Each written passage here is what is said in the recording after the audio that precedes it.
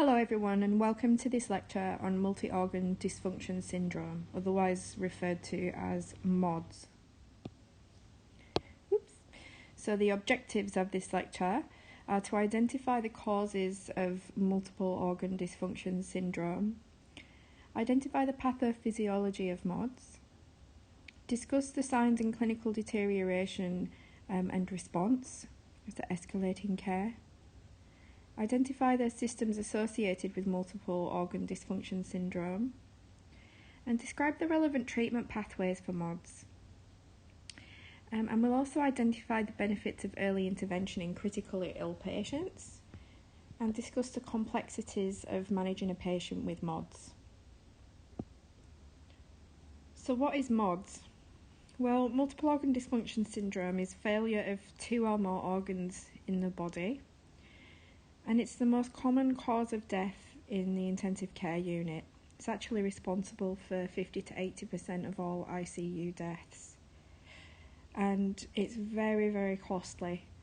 The care of these patients, the cost of the care of these patients exceeds $150,000 per patient. So MODS is a progressive dysfunction of two or more organ systems, and that results from an uncontrolled inflammatory response to a severe illness or injury. So sepsis is one of the major causes of MODS, and there's a sequential process that's involved where we start off with some organ dysfunction where they're not functioning as well, and then that leads to organ failure, and then that leads to death. And it's a very, very complex process, and it involves every cell type. And these patients require complex care, and are cared for not just in intensive care units but by specially trained nurses in intensive care units. So there's a number of different causes of MODS. MODS can be caused by infection. It can also be as a result of surgery. This can lead to organ dysfunction, and the multitude of effects that lead to MODS. It can be caused by injury or trauma. Burns can also lead to MODS, severe burns. And there could also be an underlying medical condition. Often it's liver or heart disease that could progressively get worse and lead to MODS. So before MODS happens, we usually have systemic inflammatory response syndrome. In fact, there is a pattern that usually evolves, and our patient starts off with systemically inflammatory response syndrome, SIRS, and that turns into sepsis, which turns into shock, septic shock, and then that progresses to MODS. Okay, so it's important to try and intervene around this stage to try and prevent our patients from deteriorating into shock and MODS. So SIRS is an inflammatory state affecting the whole body, and it's a serious condition related to systemic inflammation, organ dysfunction and organ failure. And it's related to an abnormal regulation of cytokines, and has a number of different signs and symptoms. So the signs and symptoms of systemic inflammatory response syndrome, well, in order for a patient to be diagnosed with SIRS, they must meet the SIRS criteria, it's called. I'll put that here, SIRS criteria. And that involves them presenting with two or more of the following, and that would be, they'd be hypothermic or hyperthermic. Their heart rate would be elevated, they'd be tachycardic, and they'd be tachypneic. So they usually present with all three of these, but they need to have two of these, or a slightly elevated or low white cell count to meet the SIRS criteria. And then that turns into sepsis, and then we can have signs of end organ dysfunction. So I know this is a pretty heavy slide, but I've put it in here for you to print off and have a read through in your own time, because this does explain the pathogenesis of MODS really well. Now, you can actually find this slide in your Craft and Gordon textbook. But basically with MODS, something initiates a response from the body, whether that be injury, sepsis or disease, and this leads to endothelial damage, which causes a release of inflammatory mediators. And this activates coagulation and the Keenan systems, which initiates a massive systemic inflammatory response. It can lead our body to go into a hypermetabolic state, which causes an increase in oxygen demand. Our fuel supply is exhausted, leads to metabolic failure, acidosis, and organ dysfunction. And it also increases vasodilation, increased capillary permeability as well. So we start to leak fluid into our tissues, and we form microvascular thrombi.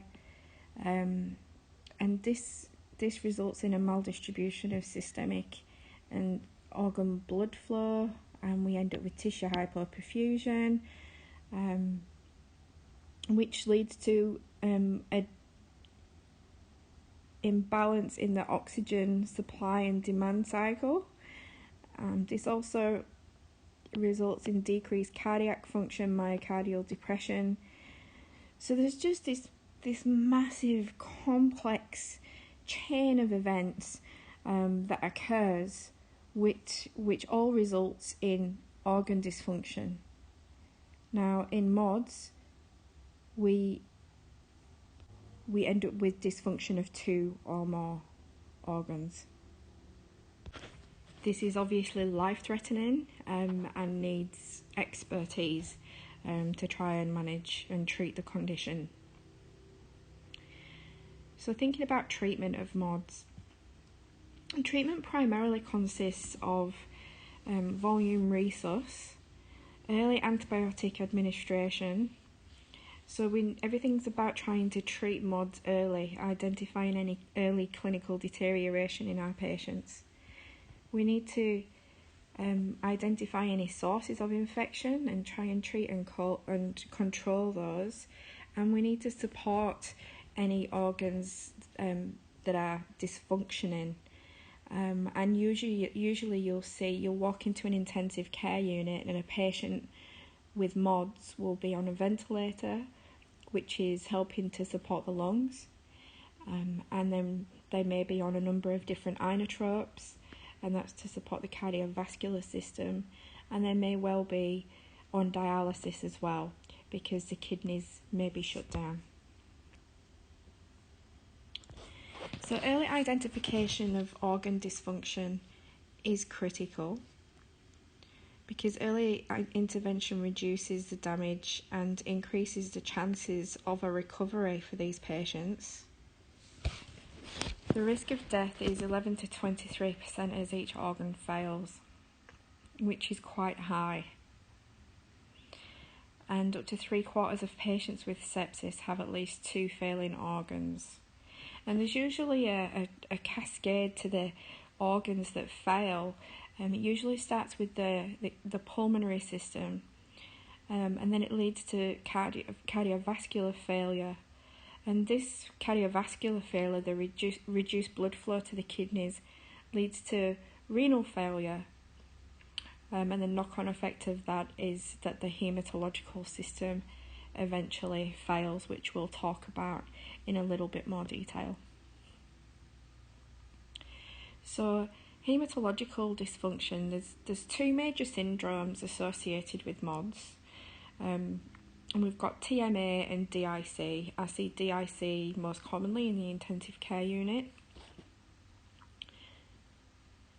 So TMA is a formation of microvascular platelet aggregates and possible fibrin formation, and it's usually caused by injury to the microvascular endothelium. Okay, so that's the inside layer of your vessels. And this damage to the endothelial layer results in microvascular clots forming, but the patient will have normal coagulation profiles when you take their bloods.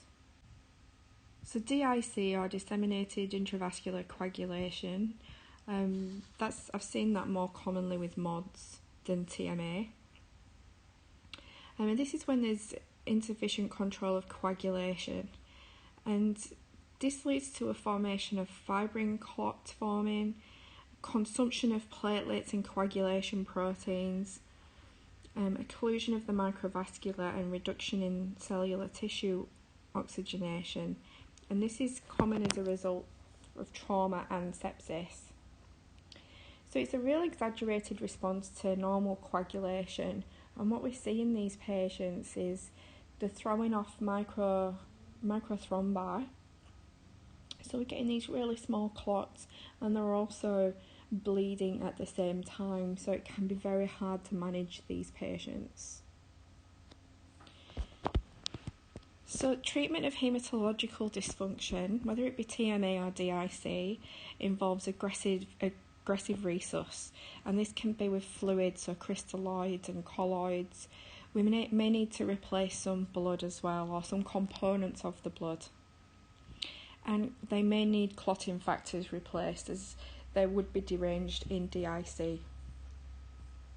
And that could be with platelets or with cryoprecipitate and FFP. FFP is fresh frozen plasma. The resus very much depends on the individual patient's needs. So how do we measure organ dysfunction? Well, there's many systems for predicting the mortality of patients with MODS, and some that have been adapted for assessing organ dysfunction. I'm not going to go into these in too much detail because they're used in real specialist areas, so ICU and some emergency departments as well.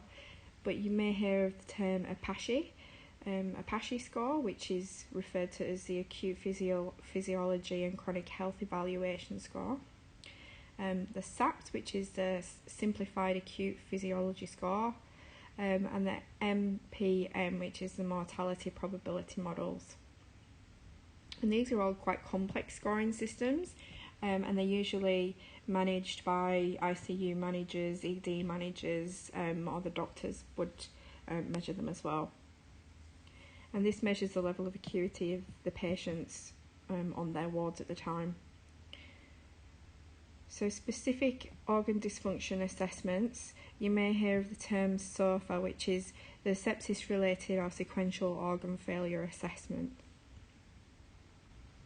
So MOD survival really depends on the effectiveness of the shock management and the awareness of the health professionals about the secondary insults on the patients. It requires high-level critical care management, and prevention really is the cure. So this includes effective shock resus, timely treatment of the infection that's led to MODS, if it was caused by infection, and exclusion of any secondary inflammatory insults and organ support. So we often find in ICU, if we have a patient with MODS, they may be on multi-organ support for days on end, sometimes weeks.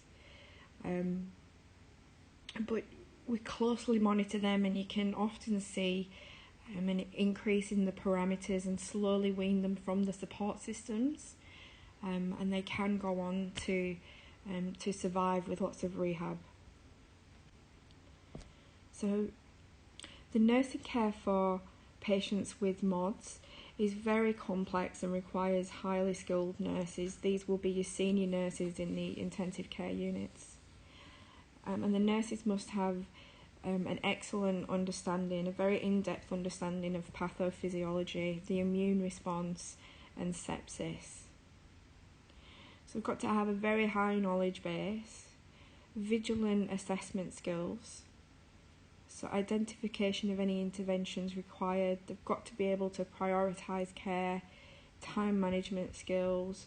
They need to form excellent relationships with the patient's family as well.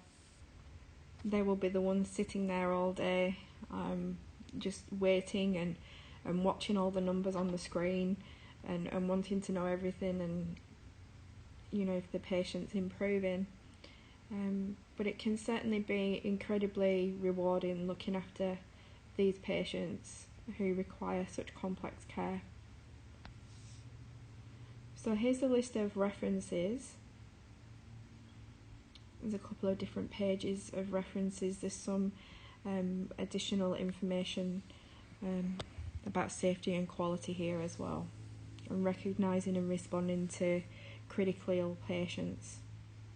So I hope you've enjoyed this lecture. I know it's been quite a long lecture with lots of information, but feel free to print out the slides and take down any notes that you may want to do. Thank you.